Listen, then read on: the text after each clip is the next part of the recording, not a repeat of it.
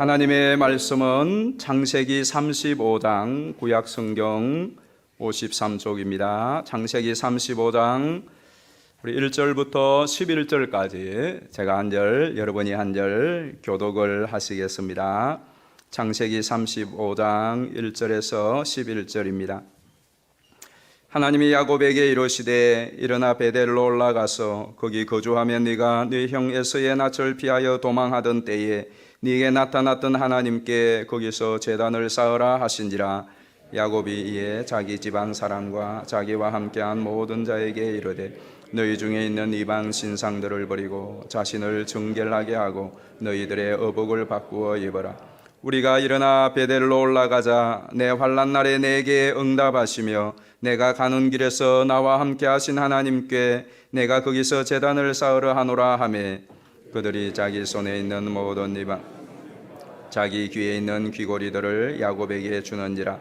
야곱이 그것들을 세겜 근처 상수리나무 아래에 묻고 그들이 떠났으나 하나님이 그 사면 고을들로 크게 두려워하게 하셨으므로 야곱의 아들들을 추격하는 자가 없었더라. 야곱과 그와 함께한 모든 사람이 가나안 땅 루서 곧 베델에 이르고 그가 거기서 제단을 쌓고 그곳을 엘 베델이라 불렀으니 이는 그의 형의 낯을 피할 때에 하나님이 거기서 그에게 나타나셨음이더라. 리브가의 유모 그를 베델 아래 상수리 대장사하고 그 나무 이름을 알론바굿이라 불렀더라. 야곱이 밧단 아람에서 돌아오매 하나님이 다시 야곱에게 나타나사 그에게 복을 주시고 하나님이 그에게 이르시되 내 이름이 야곱이지만은 내 이름을 다시는 야곱이라 부르지 않겠고 이스라엘이 내 이름이 되리라 하시고 그가 그의 이름을 이스라엘이라 부르시고 같이 봅니다. 하나님이 그에게 이르시되 나는 전능한 하나님이라. 생육하며 번성하라. 한 백성과 백성들의 총회가 내게서 나오고 왕들이 내 허리에서 나오리라. 아멘. 할렐루야. 정말 많이들 오셨네요. 우리 찬양대도 한 절반 정도만 이렇게 줄 알았더니 정말 많이 오셨고 또 여러분들도 생각보다 훨씬 많이 오셨어요. 저는 사실 5월 11일부터 우리가 이렇게 예배를 할까 생각을 했는데 여러분들이 워낙 마음이 급하시고 지금 이제 확진자도 줄어들고 다 놀러 다니는데 왜 예배만 못 드리냐고 막 그래서 이렇게 밀려가지고 오늘 이렇게 했는데 보니까 저는 너무 좋아요. 여러분들은 오늘 그 일부 예배 때 반갑다고 만났다고 이렇게 인사를 반갑게 했더니 그분이 저는 매주일 텔레비로 본다면서 그래서 살짝 시험이 될 뻔했어요. 그러나 또 여러분들이 이렇게 마스크를 하고 있어서 뭐 제대로 잘 보이지도 않아요. 그러나 이렇게 함께 만나서 예배를 드리는 것이 얼마나 감사하고 또 위로가 되는지 몰라요. 또 여러분 모두에게 정말 하나님의 은혜가 이후에 가득하기를 주의 이름으로 축복합니다. 우리가 2월 23일 날 이렇게 연장 예배를 드렸습니다. 그리고 갑작스럽게 그주 금요일부터 온라인 예배를 드리고 오늘 10주 만에 이렇게 다시 모였죠. 물론 4월 우리가 부활주일 날 하고 지난주에는 일부 정말 소수의 있는들로 예배를 이미 시작은 했지만 그러나 오늘 이렇게 여러분들하고 같이 예배를 드리게 되었습니다. 물론 아직까지는 우리가 안심할 수 있는 상황이 아니고 또 다음 주에 또 어떻게 될지 알 수 없는 그런 상황입니다. 계속해서 우리가 기도하면서 잘 예방을 하셔야 되겠고 또 그동안 2달여 동안 여러분 얼마나 많이 또 수고하셨고 또 많이 힘드셨으리라고 생각을 합니다. 그러나 앞으로 또 감수해야 될, 또 감당해 나가야 될 그러한 수고들이 많이 있습니다. 끝까지 잘 기도하면서 감당해 주시기를 바라고 2월 23일 날 혹시 몰라서 여러분들에게 4가지의 꼭 우리 현장 예배를 못 드리더라도 이렇게 합시다 하고 설교 서론의 말씀을 들었던 기억이 납니다. 여러분들도 기억이 나세요? 예, 잘 안 나시죠? 그래서 그때 메시지를 그대로 좀 들려드리겠어요. 제가 직접 말하는 것보다 직접 말하는 저 말이지만 한번 보시겠습니다. 이렇게 예배를 할 때 오늘이 마지막 예배일 수 있다는 생각을 가지고 하나님 앞에 정말 뜨겁게 열렬하게 진실한 예배자가 되시기를 바라요. 그동안 혹시 우리가 예배를 행식으로 근성으로 드렸다면 그래요. 하나님이 성전 문을 닫으시고 예배 드릴 수 없는 상황을 만들어 버리시면 드리고 싶어도 예배를 못 드려요. 우리는 늘 북한의 주민들이 예배 드리지 못하고 지하교회에서 예배 드리는 것에 대하여 안타까워하면서 중보하지만 막상 이런 일들이 우리에게 딱 닥쳤을 때에 우리는 어떻습니까? 정말 우리가 다시 한번 예배 내가 드릴 수 있다면 그 예배 드리는 시간, 그 한 번의 찬송, 그 한 번의 설교를 듣는 것, 그 한 번의 기도를 하는 것에 대하여 혼신의 힘을 다하여서 하나님을 예배하는 그런 참된 예배자로 세워지시기를 주의 이름으로 축복합니다. 그리고 예배를 드릴 수 없는 상황이 되어서 여러분의 집에서 예배를 드려야 될 상황이 있다면 혹시 예배당에 못 오시더라도 여러분의 가정에서 예배를 드려야 한다면 하나님 앞에 이 주일 예배를 드리는 것처럼 여러분이 정성을 다하여 가족들과 함께 예배를 드리시기를 바랍니다. 두 번째는 우리의 신앙생활, 내 믿음에 대하여 점검해 볼 수 있는 기회를 삼으시기를 바랍니다.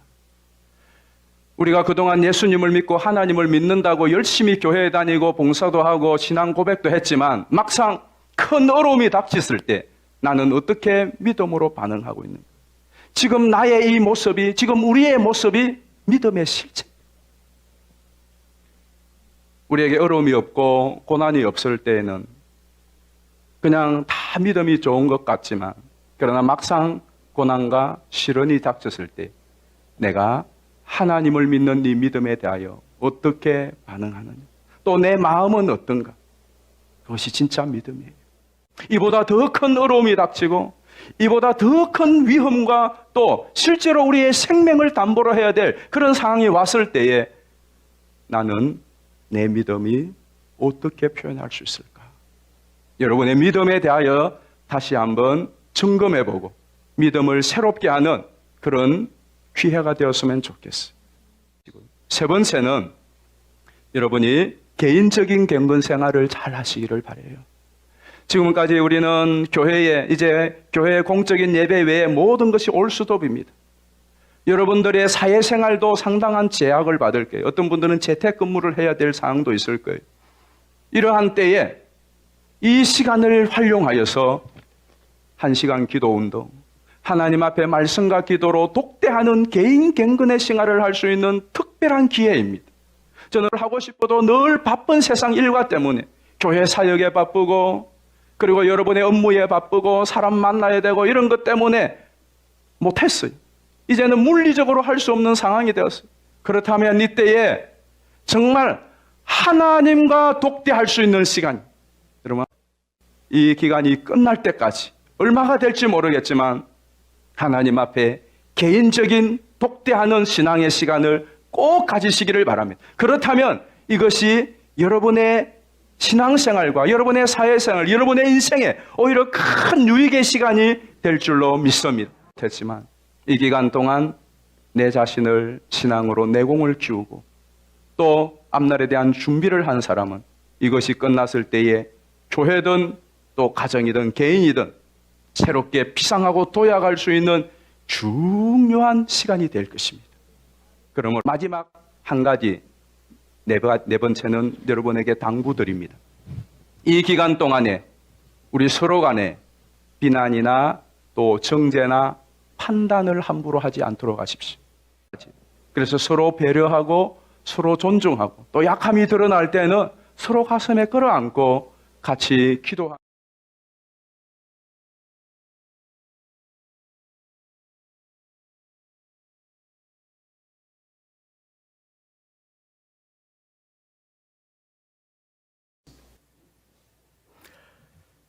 이제 기억이 나십니까? 그렇게 그때 이렇게 길게 갈 줄 몰랐어요. 근데 우리가 2달여가 이제 지나는 동안 여러분 어떠셨습니까? 지난 4월 달에 주식회사 지앤컴 리서치에서 실제로 성도들을 대상으로 이 리서치를 조사를 했어요. 이 온라인 상황에서 성도들이 어떻게 신앙생활을 예배 생활을 하고 있는가. 그래서 그 통계를 낸 것이 있는데 그걸 좀 보여드리도록 하겠습니다. 제일 먼저 예배에 어떻게 참여했는가 하는 것인데 52.2%가 출석하는 교회의 온라인 예배에 참석했다. 그리고 13%는 출석하는 교회에 가서 현장 예배를 드렸다. 그러니까 65%가 이제 본교에서 예배를 드린 거죠. 그리고 나머지는 이제 다른 여러 가지 사정으로 이전전 예배를 드렸다고 되어 있습니다. 제가 여러분 보니까 우리 교회도 한 70%, 60에서 70% 정도만 그 예배 시간에 접속을, 그것도 들락날락 하는 사람 빼면 한 50%도 안 되는 것 같아요. 찔리시죠 좀? 그리고 여러분들이 접속했는 것이 이제 여러분들은 숫자만 나오지만 우리 방송실에는 어느 분이 접속했는지도 다 나와요. 여러분 이제 구독자 그 아이디로 들어갔기 때문에. 그러니까 이 인터넷이 놀라운 겁니다. 무섭습니다. 누가 들락날락 했는지도. 왜 참여를 못했는가? 자, 두 번째 그래프를 봅시다. 29.6%는 게을르고 귀찮아서, 또 23.5%는 교회에 가지 않으니까 예배드릴 마음이 안 생겨서, 20.4%는 회사 가족이 교회 가는 것을 만류해서, 대부분 이런 이유들 때문에 인터넷 예배를 못 들었다 그랬어요. 그 다음에 3번 보면 끝까지 참여했는가, 이제 이 부분이 참 눈여겨볼 부분인데, 설교 등 일부만 시청했다가 13.4%고 예배 처음부터 끝까지 시청했다가 86.6%. 이게 맞는 것 같아요. 저도 지금도 이걸 보면서 하거든요. 들어봤다가 나갔다 계속 해요. 계속 하고, 또 물어보면 어떤 분들은 설교 듣다가 좀 지루하면 다른 교회 또 채널 돌려갖고 듣고, 또 어떤 분들은 커피 마시면서 이렇게 예배도 드리고 자연스럽게 이렇게 했다고 합니다. 자, 4번을 보면 이제 이것도 우리가 눈여겨봐야 될 건데, 어떤 자세로 참여했는가? 31.8%는 그냥 가만히 앉아서 시청하면서 들었다. 68.2%는 교회 예배 때처럼 찬양 기도하면서 들었다 그랬어요. 그러니까 이제 예배를 그냥 말 그대로 이제 본 거죠. 시청만 한 거고. 그러나 실제로 교회에서 이렇게 예배하는 것처럼 같이 드린 사람들도 68.2%가 되었습니다. 그 다음 다섯 번째 보면 현장 예배와 온라인 예배의 만족도는 37.7%는 현장 예배와 비슷했다라고 하고, 53.7% 절반 이상은 현장 예배보다 만족하지 못했다, 그렇게 나왔습니다. 6번 보시면 현장 예배를 재개하였을 때에 참석을 다시 하겠느냐, 85.2%는 참석을 하겠다, 12.5%는 필요한 경우에 그냥 온라인이나 기독교 방송으로 가정에서 예배를 드릴 수 있을 것 같다라고 이렇게 나왔어요. 이제 대부분은 예배를 참여할 것 같다고 말합니다. 신앙이 있으면 당연하지 않겠습니까? 제가 이 그래프를 여러분에게 보여드리는 것은 여러분을 어떻게 질책하거나 또 양심의 가책을 느끼고 그래라고 하는 것이 아니라, 우리의 이러한 실태들을 좀 보면서 과거가 중요한 것이 아니에요. 우리가 코로나 기간 동안 그 이전에 어떠했던지 물론 그것도 중요할 수 있겠지만, 그러나 그것을 한하고 또 후회하고 또 자책하고 아쉬워한들 무슨 소용이 있습니까? 정말 중요한 것은 지금부터 이제 다시 새롭게 시작하는 거예요. 과거를 딛고 또 거울 삼아서 다시 새롭게 시작하느냐, 그것이 중요한 거예요.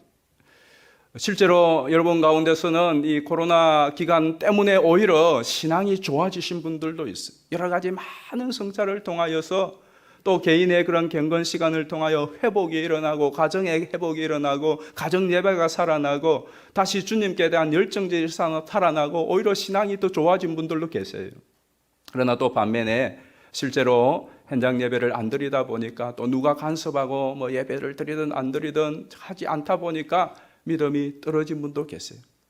이런저런 분 모두가 이제 다시 새롭게 일어나 새 출발을 하는 그런 은혜의 역사가 오늘 이후로 있기를 주의 이름으로 축복합니다. 한번 따라하십시다. 다시 시작하자. 그래서 이렇게 붙여놨어요, 곳곳에. 이것은 오늘만 다시 시작하자는 게 아니에요. 저는 여러분들이 정말 예배당에 오실 때마다 이랬으면 좋겠어요. 우리가 또 한 주간을 어떻게 살지 몰라요. 우리도 우리의 삶을 자신할 수 없잖아요. 또 넘어지고 자빠질 수 있어요. 그러나 또 내가 예배당에 왔을 때, 또 교회에 왔을 때에 하나님으로 인하여서 또 다시 힘을 얻고 다시 또 새 출발하는 거죠. 여러분이 새벽에 나왔다가 또 다시 새 출발하고, 그래서 여러분의 인생의 남은 기간은 이 예배당이 다시 새롭게 출발하는 그런 장소가 되기를 주의 이름으로 축복합니다. 여러분이 하나님 앞에 예배드리는 그 시간이 다시 새 출발을 하는 그런 매일의 시간, 매주의 시간이 되었으면 좋겠어요. 그런 마음에서 여러분이 처음에 교회에 왔을 때에 저것을 좀 보았으면 좋겠어요. 그래요, 어제까지 괜찮아요. 오늘 다시 시작하는 거예요. 왜? 하나님은 우리로 하여금 다시 시작해 하시는 분인 줄로 믿습니다. 하나님은 그런 분이세요. 성경을 딱 펼치면 제일 처음에 창세기가 나오죠. 창세기는 제목이, 이 창세기라고 하는 이 책 이름이 제네시스예요. 이 제네시스라고 하는 것은 우리 그 자동차 이름이죠. 아주 최고 좋은 국산차 이름인데, 이 제네시스가 원래 헬라어로는 발음 저대로 되어 있어요. 영문 표기가 게네시스예요. 이 게네시스가 계보, 족보 그런 뜻이에요. 그래서 마태복음 1장 2절에 보면 아브라함과 다윗의 자손 예수 그리스도의 계보라 할 때 이 계보가 바로 게네시스예요. 이 게네시스를 영문 철자로 그냥 영어로는 제네시스, 그리고 영어의 뜻은 제너레이션, 지니얼러지라고 이렇게 번역을 하기도 하고 보통 제너레이션으로 이렇게 되어 있습니다. 그러니까 이 제네시스라고 하는 말은 왜 창세기를 제네시스로 붙이느냐 하면 기원, 출생 그런 뜻이에요. 계보라고 하는 말은 우리 족보를 따지면 그 족보는 내가 도대체 어디에서부터 시작되었는가 그것을 밝혀주는 것이 족보잖아요. 그래서 그것이 기원이고 시작이. 자동차도 저 제네시스라고 붙인 것은 자동차의 원조다 그 말이거든요. 그러니까 따라올 데가 없는 거죠. 최고라는 그런 뜻이죠. 어쨌든 하나님께서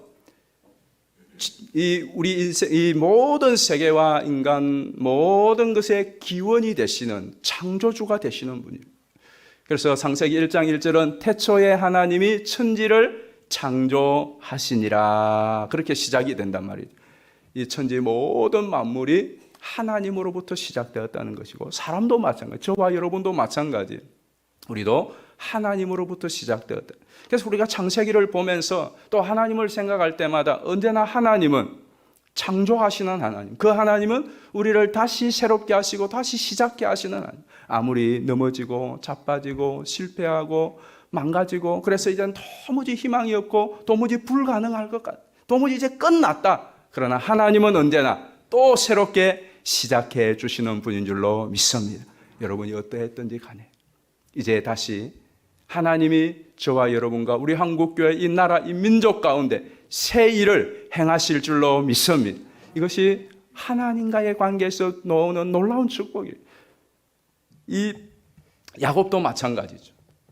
우리 인간은 하나님께서 창조하시고 복을 주시고, 그러나 그 다음부터 계속 망가뜨립니다. 창세기 보면 그렇잖아요. 성경 창세기에서 요한계시록까지가 그렇습니다. 하나님께서 천지 만물을 창조하시고 사람을 창조하시고 그리고 마지막으로 뭐 하셨죠? 그들에게 복을 주셨어요. 그런데 그 복을 받아서 잘 살면 되는데 인간이 어떻게 하죠? 다 망쳐놓는 거죠.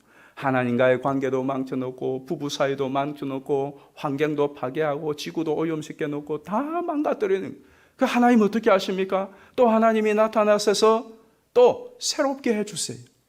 또 다시 출발할 수 있도록 해주세요. 그러면 또 살만하면 또 망가뜨리기 시작하는 거죠. 그리고는 나중에 이걸 우리조차도 어떻게 할 수가 없는 거예요. 그러면 하나님이 또 나타나서 또 새롭게 하시고 또 다시 출발하게 해주시고, 그게 계속 요한계시록까지 오는 인간의 역사예요. 그런데 야곱도 보면 마찬가지입니다. 야곱은 자기 스스로 자신을 망친 대표적인 인물이죠. 그런데 하나님께서 그 야곱을 다시 또 새롭게 바꾸어 줍니다. 창세기 28장에 보면 아버지를 속이고 행을 속이고 도망가던 그 야곱, 기억나시죠? 신과의 인터뷰 첫 번째 설교였습니다. 그 야곱을 하나님이 베델에서 만나 주시는 겁니다.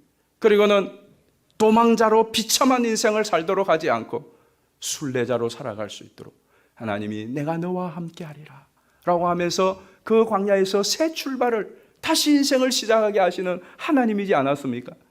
그러다가 20년 동안 외삼촌의 집에서 살다가 이제 다시 고향으로 돌아갈 때에 야복강에서 창세기 32장, 2월 23일 날 설교였습니다. 창세기 32장에 그 야복강변에서 다시 한번 절체절명의 인생의 위기를 만납니다.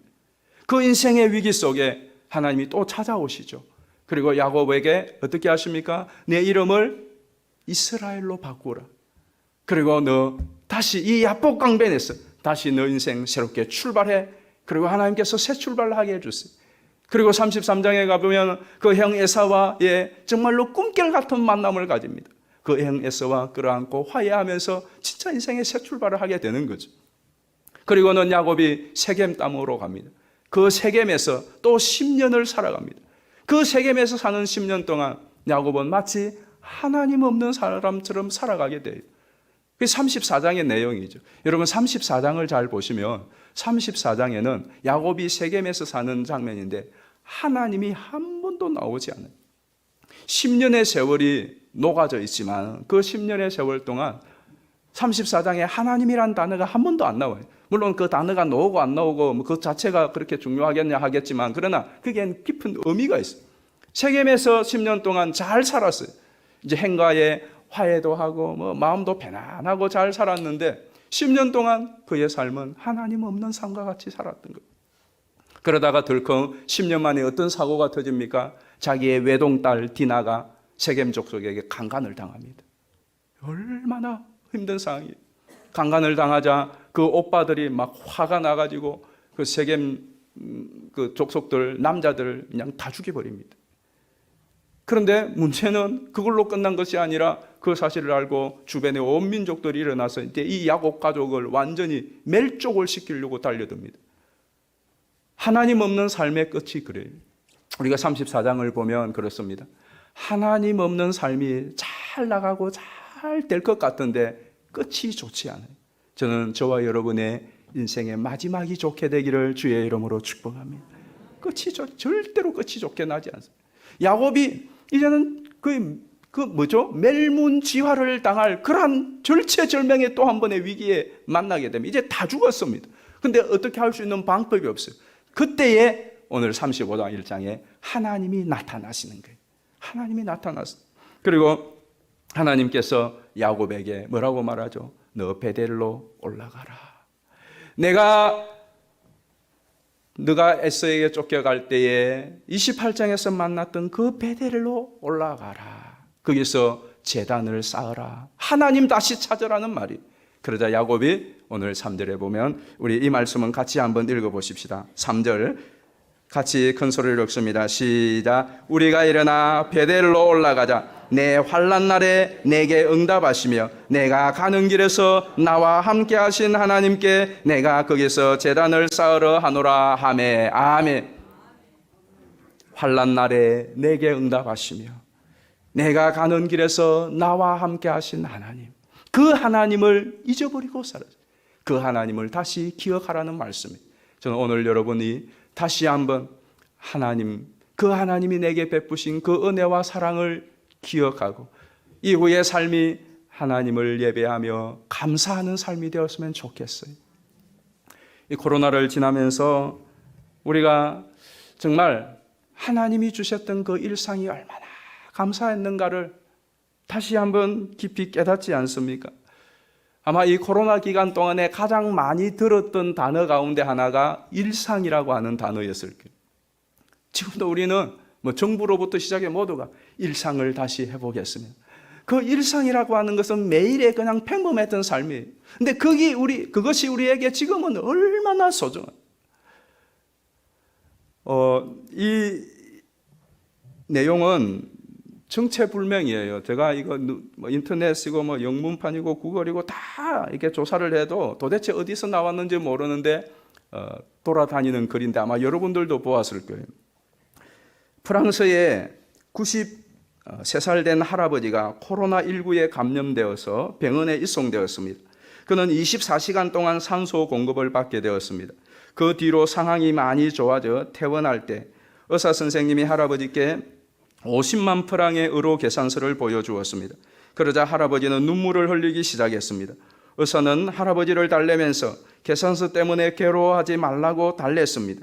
그러자 할아버지께서는 저는 지불하게 될 금액을 보고 눈물을 흘리는 것이 아닙니다.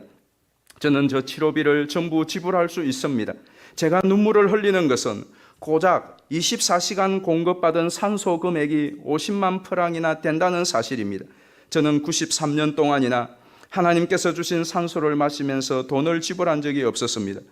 그러면 제가 하나님께 얼마나 많은 빚을 졌는지 아십니까? 그걸 생각하니까 너무 감사하고 감사해서 눈물을 흘렸다는 거예요. 그런데 지금은 프랑스가 프랑이라는 화폐 단위를 쓰지도 않아요. 그리고 24시간이 그때 프랑으로 쓸 때 같으면 50만 프랑이면은 약 6억 있는데 그렇게 24시간 산소 값이 그렇게 비싸겠습니까? 그래서 이 출처는 불명한 것 같고 이게 아마 가짜 뉴스인 것 같기는 해요. 그런데 이 가짜 뉴스 같은데 또 주는 깨달음이 굉장히 큰 거예요. 한번 생각해 보십시오. 실제로 우리가 산소 호흡기로 산소를 들어 마신다면 지금도 수십만 원의 돈을 주어야 돼. 우리는 50년, 60년, 70년, 80년 동안 산소를 마음껏 우리가 마셨다. 마스크만 벗어도 얼마나 좋은데. 마음껏 산소를 이렇게 마셨지만 저도 마찬가지예요. 평생에 지금까지 단 한 번도 하나님 이렇게 마음껏 호흡하고 산소를 마음껏 마실 수 있게 해주셔서 감사합니다 하고 단돈 100원도 하나님께 감사를 했던 적이 없습니다. 여러분은 어떠세요? 많은 감사가 있었지만 정말 하나님 내가 마음껏 이 호흡할 수 이 코로나는 호흡기에 이 폐에 문제가 생기는 게 가장 큰 문제잖아요. 하나님 내가 마스크 없이 마음껏 언제든지 어딘지 나가면 돈 한 푼 내지 아니하고 마음껏 산소를 24시간 내 평생 동안 마신 이것에 대하여 하나님 앞에 나는 단돈 100원 하나 아니 10원 하나도 이것으로 인하여 감사를 했던 적이 없어요. 그런데 가만 생각해 보면 이거 얼마나 감사한 일인 것입니까? 그것뿐이겠습니까? 우리가 그동안에 없는 것 때문에 불평하고 원망하고 하나님을 향하여서도 때로는 얼마나 많이 항변을 했습니까? 그러나 이 코로나 기간을 지나면서 당연했던 것이 정말 다시 생각해 보면 당연한 것이 아니었고 이것이 전부 하나님의 은혜였음을 우리가 다시 기억하게 되는 거 아닙니까? 이 예배당에 여러분이 그동안 못 나오고 2달 만에 나오실 때에 무슨 생각을 하며 나오셨습니까? 정말 다시 한번 저와 여러분들이 하나님의 임재와 또 하나님이 베푸신 하나님이 우리와 함께 하시는 이 은혜에 대하여 기억하고 그 은혜에 감사하는 그래서 하나님을 찾는 그런 삶이 되었으면 좋겠어요. 또 하나는 우리가 하나님 아버지가 도우시지 아니하면 살아갈 수 없는 연약한 존재임을 기억하고 하나님을 더욱더 철저히 의존하며 사는 삶을 살았으면 좋겠습니다. 오늘 야곱이 정말 대책이 없어요. 이젠 다 죽었어요. 하나님이 나타나셔서 너 다시 나를 회복하라고 예배를 다시 찾아라고 말씀합니다. 그리고 야곱이 하나님 앞에 결단을 하고 베델을 향하여 올라갑니다. 그런데 어떤 일이 일어나죠? 5절을 한번 보십시오. 우리 5절 같이 읽겠습니다. 시작. 그들이 떠났으나 하나님이 그 사면 고울들로 크게 두려워하게 하셨으므로 야곱의 아들들을 추격하는 자가 없었더라. 야곱은 이 고울들 주민들로부터 자기 온 가족이 지금 멸족을 당할 것 때문에 벌벌벌 떨고 자기로서는 한계에 부딪혔어요. 그런데 하나님께서 그들을 두렵게 하셔서 머리털 하나도 상지 않도록 해주셨던 것입니다. 코로나 바이러스를 지나면서 우리 모두가 공감하는 것이 무엇입니까? 우리 인간의 한계입니다. 이 바이러스는 80에서 약 100 나노미터에 불과한 이 바이러스잖아요. 이게 도대체 얼마나 큰가를 조사를 해보았더니 여러분 우리 머리카락이 0.1mm라고 합니다. 평균 0.1mm. 0.1mm면 이 나노미터는 1000만 센티미터, 1000만 분의 1 센티미터. 그러면 1000만 센티미터면 이게 미리로 따지면은 이 머리카락 1나노미터는 머리카락을 만등분을 한 거예요. 만등분. 길이를 만등분 한 것이 아니라 굵기를 만조각을 내면 이게 얼마나 작아요. 아니 이 머리카락을 만조각을 이렇게 분해를 하면 이게 정말 먼지, 눈으로 그러니까 안 보이는 거. 전자현미경을. 그런데 1나노미터가 그런데 80에서 100이면은 이 코로나 바이러스 자체가 이게 존재하는 건지 안 존재하는 건지도 모를 정도로 너무나 이 먼지와 같이 작은 거란 말이죠. 왜 안 보이잖아요, 눈으로 볼 수 없을 만큼 작은데 이 코로나 바이러스 때문에 온 세계와 저와 여러분이 벌벌 떨고 그 앞에 모든 동작을 멈추고 있습니다. 그렇게 큰 소리치고 세계 최강대국이라고 하던 미국도 꼼짝을 못합니다. 기술의 최첨단을 달린다는 그 일본도 꼼짝을 못합니다. 선진국이라고 자랑하던 저 유럽도 꼼짝을 못합니다. 온 세계가 꼼짝을 못하고 벌벌 떨면서 멈추었어서 정말 아무것도 아닌 보이지도 않는 눈으로 볼 수도 없는 이 미약한 이 바이러스 때문에 우리 모두가 온 인간이 벌벌 뜬단 말이죠. 인간이 원래 그런 존재입니다. 먼지와 같은 존재. 하나님이 붙드시고 하나님이 생기를 부어주시고 우리가 호흡이 유지하기 때문에 인간인 것이지 호흡이 떠나면 아무것도 아니에요. 전능하사 천지를 만드신 창조주 하나님 앞에 우리가 겸손할 뿐만 아니라 정말 하나님을 의존하지 않고는 살아갈 수 없는 인간임을 다시 한번 절감하고 하나님을 의지하는 이 믿음으로 새롭게 일어서서 하나님을 의지하고 담대히 승리하며 나가기를 주의 이름으로 축복합니다. 이 코로나 바이러스를 지나면서 아마 여러분 모두가 많은 메시지들을 받았을 거예요. 저에게도 이 메시지를 이제 준 것이 있는데 실제로 코로나 바이러스로부터 보낸 그 편지라고 어느 분이 글을 썼어요. 이분은 비비안 라이츠라고 하는 미디어 편집자인데 이분이 실제로 그분이 자기의 글로 코로나 바이러스가 우리에게 보낸 편지 그렇게 해서 글을 쓴 것이 있어요. 이걸 영상으로 만든 것이 있는데 여러분들도 아마 보신 분은 보실 거예요. 설교 마지막 결론으로 이것을 좀 보여드리고 마무리를 하려고 합니다. 한번 영상을 보시겠습니다.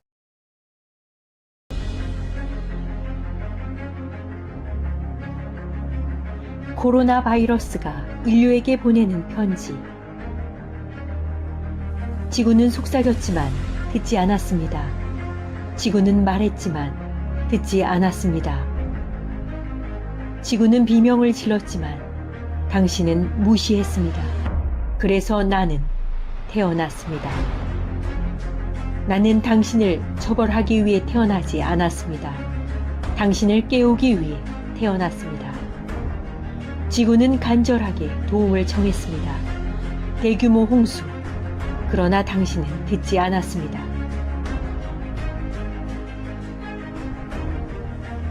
불타는 산과 들. 그러나 당신은 듣지 않았습니다. 강한 허리케인. 그러나 당신은 듣지 않았습니다. 무서운 토네이도. 그러나 당신은 듣지 않았습니다. 당신은 여전히 지구에 귀 기울이지 않습니다. 해양동물은 물속의 오염물질로 인해 죽어가고 놀라운 속도로 녹는 빙하.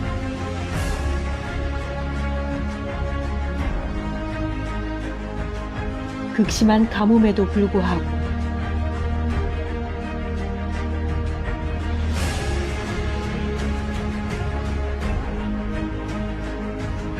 지구가 얼마나 심하게 병들어가고 있는지 관심을 기울이지 않았습니다. 끊임없는 전쟁, 멈추지 않는 탐욕. 당신은 그저 당신만의 삶을 살아가고 있었습니다. 얼마나 많은 미움이 서로 간에 존재하든, 얼마나 많은 살해가 매일같이 발생하든, 지구가 당신에게 말하려는 것에 대해 걱정하기보다 최신 아이폰을 얻는 것이 더 중요했습니다. 이제 내가 여기 있습니다. 그리고 나는 세상을 그 길에서 멈추게 만들었습니다. 내가 당신의 귀를 열어주었습니다. 내가 당신을 피난처로 인도했습니다. 내가 당신의 탐욕을 멈추게 했습니다. 이제 당신은 지구와 같아졌습니다. 이제 당신의 유일한 걱정은 생존입니다. 기분이 어떻습니까? 나는 당신에게 고열을 줍니다. 마치 불타는 지구처럼. 나는 당신이 숨쉬기 힘들게 합니다. 오염에 찬 지구처럼. 당신은 매일 약해지고 있습니다. 매일 생명력을 잃어가는 지구처럼. 나는 당신의 안락한 일상을 빼앗았습니다. 당신의 나들이 또한 지구의 고통을 잊을 수 있게 했던 많은 것들도 이제 나는 세상을 멈추게 만들었습니다. 그리고 지금 중국 대기의 질은 많이 좋아졌습니다. 멈춰선 공장에서는 더 이상 오염물질로 대기를 더럽히지 않으므로 하늘은 맑고 푸릅니다. 물을 오염시키는 곤돌라 보트가 멈춰서고 베니스의 물은 깨끗하고 돌고래가 보이기 시작했습니다. 인생에서 진정 중요한 것이 무엇인지 깨닫기 위해 당신은 더 이상 더 많은 시간을 생각해야 합니다. 다시 당신을 처벌하기 위해 여기에 오지 않았습니다. 나는 당신을 깨우기 위해 여기에 있습니다. 이 모든 것이 끝나면 나는 사라질 것입니다. 그러나 제발 이 순간들을 기억하십시오. 지구의 소리를 들으십시오. 당신의 영혼의 소리를 들으십시오. 지구 오염을 막으십시오. 분쟁을 멈추십시오. 물질적인 것들에 대한 관심을 멈추십시오. 그리고 이웃을 사랑하십시오. 지구와 모든 생물을 돌보십시오. 창조주를 믿기 시작하십시오. 다음에 더 강하게 돌아올 수 있기 때문에. 코로나 바이러스가 상당히 공감이 되는 내용이지 않습니까? 하나님께서는 이 성경의 말씀만을 통하여 우리에게 말씀하시지 않아요. 이 자연 일반 계신 이 자연을 통하여서도 우리에게 말씀합니다. 하나님께서는 이 자연 만물과 그리고 기록된 이 성경의 말씀, 이 특별 계시를 통하여 끊임없이 우리에게 말씀하세요. 그럼에도 불구하고 인간은 그 말씀을 듣지 않죠. 하나님의 말씀 자체도 듣지 않고 또 하나님께서 이 자연을 통하여 우리에게 경고하시고 깨닫게 해주시는 자연 계시의 말씀도 듣지 않습니다. 코로나가 어떻게 생겼다는 것을 여러분이 잘 알고 계시죠.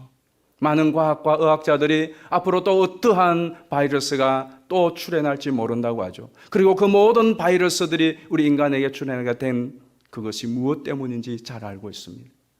이제 여러분, 하나님은 우리에게 다시 한번 기회를 주시고 하나님은 우리를 다시 시작해 하실. 저는 여러분들이 이제 하나님의 말씀에 귀를 기울이고 또 하나님께서 이 일반 계시를 통하여 우리에게 주시는 하나님의 말씀에 귀를 기울이고 그 하나님을 경외하고 하나님을 순종함으로 하나님께서 우리에게 주신 천국에 이르는 그날까지의 삶을 승리하며 살아갈 수 있으면 좋겠어요. 여러분, 하나님이 주시는 그 말씀을 다시 보기 시작하시기를 바랍니다. 하나님 앞에 예배를 다시 세우기 시작하시기를 바랍니다. 야곱이 그 망연자실할 수밖에 없는 그 상황 가운데 찾아오신 하나님이 너 다시 시작해라. 내가 너를 도와줄게. 너 베델로 다시 올라가. 거기서 제단을 쌓아. 그리고 다시 시작해. 그때에 야곱이 그 말씀에 순종하여 베델에 올라가서 하나님 앞에 제단을 쌓았을 때 하나님이 어떻게 말씀하십니까? 오늘 10절 11절에 보면 하나님께서 다시는 너의 이름을 야곱이라 하지 말고 이스라엘이라 하라. 그리고는 야곱에게 축복하여 주시고 새 삶을 살아갈 수 있도록 응원해 주신 것처럼 오늘 저와 여러분들에게도 하나님이 그렇게 주실 줄로 믿습니다. 우리 이 시간 같이 한번 기도하십시다. 이 시간 기도할 때에 이제 여러분 한 주간 동안 하나님 내가 어떻게 무엇을 다시 시작해야 될까? 지금까지 지나온 삶과 또 앞으로 살아가야 될 삶에 대하여 하나님 내가 어찌해야 되겠습니까? 교회 생활과 가정 생활과 또 이 사회에서의 이 세상에서의 그 삶에 대하여 하나님 이 한 주간 동안 내가 기도하면서 답을 얻기를 원합니다. 물으시고 특별히 이 시간은 우리 다음 세대를 위하여 기도해 주십시오. 우리 주일학교 또 각 학교들이 속히 개학이 되어지고 이 다음 세대들이 이 험한 세상을 이기며 승리할 수 있도록 또 코로나 바이러스 19 사태가 속히 종식되고 모든 일상이 회복되도록 우리 합심하여 한번 주여 부르고 기도하겠습니다. 고마우신 아버지 하나님, 오늘 이렇게 우리 성도들이 또 한자리에 모여서 예배할 수 있는 은혜를 다시 허락하여 주셔서 감사를 드립니다. 아버지 하나님, 이제 이후의 삶이 정말 하나님을 의지하고 신뢰하며 또 이 땅 가운데 빛과 소금의 역할을 감당하며 이전과는 다른 새로운 삶을 또 새로운 예배와 새로운 섬김과 새로운 헌신의 삶이 펼쳐질 수 있도록 역사하여 주시옵소서. 고난과 시련과 어려운 가운데 있는 우리 연약한 환우들 또 우리 성도들을 돌보아 주시고 코로나19로 인하여 지치고 힘든 또 여러 가지 방역과 또 어려워진들과 또 아직도 치유가 되지 않는 환자들 하나님께서 회복해 하시고 힘을 주시고 이 코로나19 상황이 속히 종식되게 하여 주시옵시고 교회와 또 학교와 가정과 모든 일상이 다시 정상을 잘 회복해 하여 주시옵소서. 예수님의 이름으로 기도하옵나이다. 아멘.